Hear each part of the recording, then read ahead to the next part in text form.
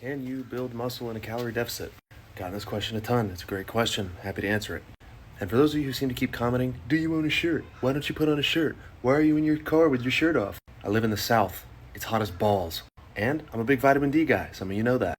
No shirt, more surface area, more vitamin D. So yeah, I own them. But when I'm in my own home or on vacation in Florida, for example, I'm not going to wear them. So get off my back. And if this triggers you or offends you, go somewhere else for your information. Back to regularly scheduled programming. So, can you build muscle in a calorie deficit? First off, the consensus of the research says that no, a calorie deficit is not conducive for a muscle building environment. Makes sense, right? How do you expand on a house if you don't have the raw materials, the wood, the bricks, the concrete? So, in order to optimally build muscle, you need one, adequate protein with a net positive protein balance and a calorie or energy surplus. However, there's a few scenarios where this is possible to do, and I'll explain them. If you are severely overweight or obese, you could see some muscle growth while in a calorie deficit.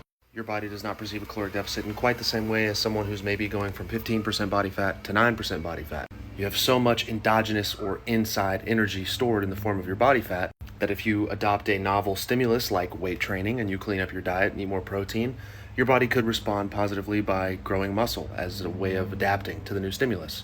The new stimulus being weight training and trying to get stronger. Another scenario where this is possible, newbie gains or a novice trainee. Goes back to that term novel stimulus or a new outside stimulus to the body. If you're skinny fat or maybe you're just skinny and you've never spent a day in your life in the gym and all of a sudden you're in the gym 3 days a week doing heavy squats, heavy deadlifts, heavy bench press, our body just recognizes that as an outside stress. For all it knows, we're being crushed or killed by something. So it responds by saying, oh shit, this is new. We've never seen this before. We need to adapt. We need to be able to overcome this new stimulus or new stressor. Our bodies do that in turn by growing bigger and stronger.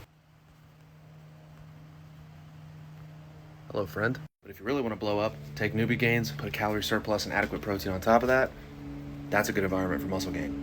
Third scenario where this is possible, and I'm really not going to spend time on it because I don't align with it or advocate for it, steroid usage. Hop it on the sauce. There are certain pharmaceutical compounds that can breed an environment where you can get leaner and get bigger.